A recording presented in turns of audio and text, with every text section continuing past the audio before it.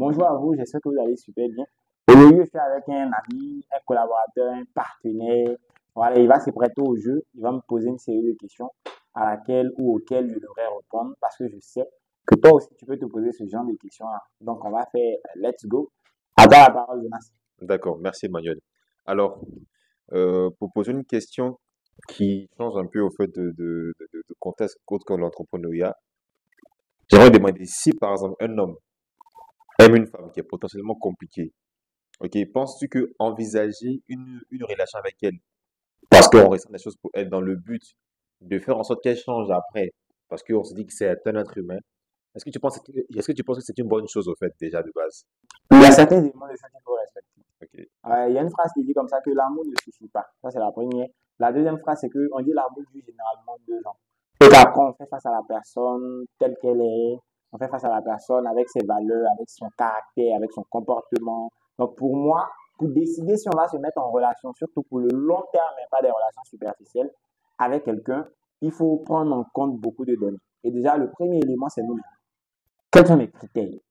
Parce que quand on a des critères qui sont clairement définis, qui sont suffisamment spécifiques, mais tout en restant un peu général pour qu'on ait une large panoplie de choix, des critères bien définis, c'est un peu comme un feu rouge. Quand on arrive devant le feu et qu'il est rouge, on sait qu'on ne va pas traverser. Quand le feu est vert, on sait qu'on doit avancer tout simplement. Donc, il est primordial, premièrement, de définir ces critères. Parce que quand tu dis, je me mets avec une femme qui est compliquée, la question que je me pose directement, c'est, est-ce que dans mes critères, il y a se mettre avec une femme compliquée? Ça, Mhm. c'est déjà ça le premier step. Oui, c'est Donc, je ça. dois d'abord définir clairement mes critères. C'est 3 choses qui font réussir une relation.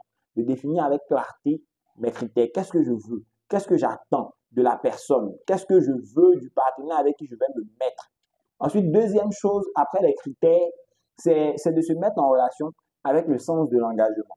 Mais je ne veux pas que le sens de l'engagement prime sur les critères. Parce que quand tu as le sens de l'engagement, c'est-à-dire tu fais tout pour que la relation fonctionne, alors que tu t'es déjà trompé même dans ta sélection de partenaires, le sens de l'engagement va te nuire parce que tu vas t'efforcer de faire réussir une relation qui ne te correspond pas. Je ne sais pas si je suis. Mhm. Et la Ça, troisième chose, c'est carrément puissant ça. Ouais. tu vas t'efforcer de faire réussir une relation, comme j'ai dit, Relation qui ne te réussie. correspond pas. Correspond pas, oui. Parce que tu n'as pas suffisamment Suffisamment décrit tes critères. critères, oui. Le casting, comme on dit, a été raté. Quand le casting est raté, les autres éléments que je suis en train de donner là même seront compliqués. Donc, tu conseillerais à quelqu'un qui, malgré les sentiments qu'il peut avoir pour quelqu'un, de se dire si elle ne rentre pas dans tes critères, ne l'épouse pas potentiellement. En termes de relation, il y a 2 sortes de critères. Il y a ce qu'on Ok. appelle les différences de préférence et puis il y a les différences idéologiques. Je pense que tout être humain qui a des critères doit avoir des critères qu'on appelle des critères qui sont fondamentaux Mhm. ou des critères fondamentaux. Quand je dis fondamentaux, c'est-à-dire des critères avec lesquels il ne jouera pas. C'est soit tu as ça, soit tu n'as pas ça, quel que soit le degré d'amour que j'ai pour toi. Maintenant, il y a ce qu'on appelle aussi des critères genre additionnels, accessoires ou encore des conflits de préférence. Elle aime le riz alors que j'aime la chicken. J'aime aller au resto alors que non, elle aime aller plutôt dans un plein air. Non, elle ne mange pas de poisson. Moi, j'aime le poisson. Elle n'aime pas le poulet. J'aime le poulet. Ça, c'est des choses qu'on peut quand même Elle passer. n'aime pas les animaux, moi j'adore Voilà. les Elle animaux. n'aime pas les chats. Moi, j'aime les chats. C'est des choses qu'on peut passer. Ça, c'est des critères accessoires. Mais il y a ce qu'on appelle les critères fondamentaux, du moins. Je veux me marier ou je veux épouser quelqu'un qui est de la même religion que moi. Ça peut être un critère avec lequel on ne transige pas. Si la personne ne remplit pas un critère avec lequel tu ne transiges pas, quel que soit le degré d'amour, tu ne t'engages pas. Ça peut être du moins pour une femme. Hein. Moi, je ne peux pas épouser un homme qui est plus petit que moi. Si ça, c'est un critère pour toi avec lequel tu ne transiges pas, même si ça peut être un critère superficiel pour certains, tu t'en tiens. S'il est plus petit que toi, tu ne te mets pas avec lui. Ça peut être un homme qui dit je ne me mets pas avec une femme qui a connu plus de 2 hommes avant moi. Si c'est un critère qui pour toi est essentiel, si elle t'apprend qu'elle a connu 3 hommes, mais elle a connu 11 hommes, ou maintenant peut-être qu'elle a connu 28 hommes, est-ce que tu te mets avec elle parce que tu l'aimes? Je ne pense pas. Donc les critères essentiels doivent être définis, connus et absolument suivis. C'est soit elle remplit, soit elle ne remplit pas. Comme disait quelqu'un, soit elle est fan de toi à 100%, soit elle ne l'est pas. Est-ce qu'on peut continuer concernant les critères? Parce que tu avais parlé d'un premier point Il n'y qui a pas était de les problème. critères bien définis avec clarté. Un deuxième, c'est se mettre en relation avec le sens de l'engagement. Et je pense potentiellement il y avait une troisième chose que tu La entendais. troisième chose, c'est s'éduquer sur les relations. D'accord. Lorsqu'on veut devenir médecin, on va à l'école. Lorsqu'on veut devenir informaticien, on va à l'école. Mais on a l'impression que les gens pensent que les relations, ça va fonctionner spontanément.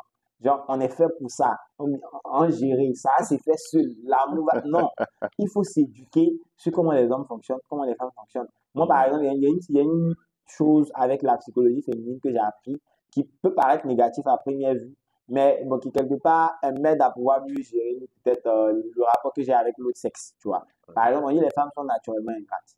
Ça ne veut pas dire qu'elles sont des créatures qui font preuve d'ingratitude, mais une femme est tellement émotionnelle à un point que tout ce qui compte pour elle, là, c'est ce que tu fais là tout de suite à l'instant. Ce que tu as fait hier, il y a 10 ans, il y a 5 ans, il y a 8 ans, ne compte pas quand le sentiment émotionnel dans lequel elle est actuellement n'est pas le bon. Donc, si tu lui as déjà donné plusieurs cadeaux dans la vie et que ça fait longtemps que tu ne lui as pas donné de cadeaux, c'est pour ça que je peux entendre une femme te dire, tu ne me fais jamais de cadeaux. Pourtant, tu lui as déjà fait des cadeaux il y a des tonnes de fois. Oui, oui. C'est comme ça que tu peux entendre une femme qui quitte au travail, tu viens, et tu ne rentres jamais tôt. Pourtant, tu es rentré tôt plusieurs fois dans ta vie. Ou bien tu vas te dire, non, toi, eh, tu vois, donc, si tu ne comprends pas la psychologie féminine, je me rappelle une histoire drôle comme ça. C'est un monsieur qui vient du travail et puis sa femme lui demande, tu sais que ton ami Tom et toi, vous faites le même boulot? Il dit, oui, je sais. Et la femme lui demande, est-ce que tu sais que Tom rentre du boulot à 17 heures et toi, tu rentres à 21 heures? Et le monsieur s'est emporté, il dit, mais pourquoi tu ne me prends pas à Tom X, Y, Z? Alors que ici, connaissant que le langage des femmes n'est pas purement logique et émotionnel, elle essayait juste d'attirer son attention sur le fait qu'elle lui rentre beaucoup plus tôt, l'idée qu'ils passent davantage de temps ensemble. Mais comme il ne comprend pas le langage féminin, ça crée des disputes. Donc, quand une femme va dire à son mari, madame, fait de cadeau, il sait qu'il a fait cadeau avant-hier. Il va prendre pour faire des histoires. Alors que tout ce qu'elle essaie de dire, j'aimerais que je me fasse un cadeau encore. C'est tout simple, quoi. Et il y a beaucoup de choses comme ça, que ce soit l'hypergamie, les femmes sont ingrates, les femmes sont émotionnelles, les femmes sont X, Y, Z. Tu dois connaître ça en tant qu'homme. Un homme aussi, ou une femme aussi, doit savoir comment un homme fonctionne. Si un homme déteste quelque chose dans sa vie, c'est d'être comparé à un autre homme, par exemple. Ou encore, on dit que l'homme fonctionne à deux choses.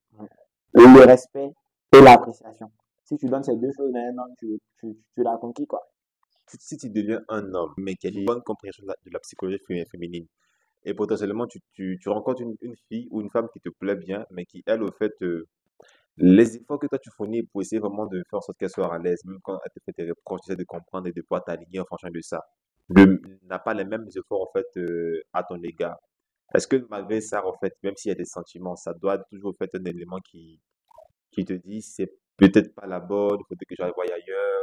Il y a une phrase qui, je me rappelle, m'a été présentée même d'ailleurs par une femme.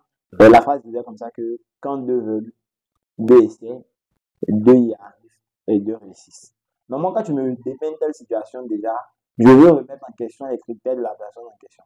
Quel est le genre de personne avec qui tu t'es mis en relation? Parce que tu vas me dire, je suis mis en relation avec quelqu'un, la personne ne fait pas d'effort dans le but de faire avancer la relation. Et elle me demande est-ce que la personne voulait vraiment la relation? Est-ce que la personne correspond au style de personne que tu as décrit? Maintenant, si peut-être que oui, les critères ont été rectifiés ou respectés, ce qui pourrait être le problème, c'est peut-être la communication. Est-ce que tu communiques efficacement à cette personne que effectivement elle ne fait pas avancer la relation? Est-ce que la personne ne pense pas faire avancer la relation alors que c'est plutôt toi qui fais barrage? Et là, pour pouvoir décoder cette histoire de communication, encore, il y a une question de connaître comment l'autre communique, tu vois, comment l'autre communique. Et moi, je peux te dire que un homme ne va peut-être pas un jour te dire, je veux faire avancer la relation, mais il se tue au travail, par exemple, pour aider la ligne de sel d'épargner pour faire avancer votre humeur et finit par t'épouser. Pour lui, c'est peut-être la façon de faire avancer la relation. Alors que dans la tête de la femme, faire avancer la relation, ça pourrait être, par exemple, venir avec des fleurs à la maison, appeler Parler tout. chaque soir, tout ça. Voilà, tu vois. Donc, à chacun de savoir comment l'autre communique, comment l'autre fonctionne et d'établir un lien de communication fluide, en fait. Ah, ok, d'accord.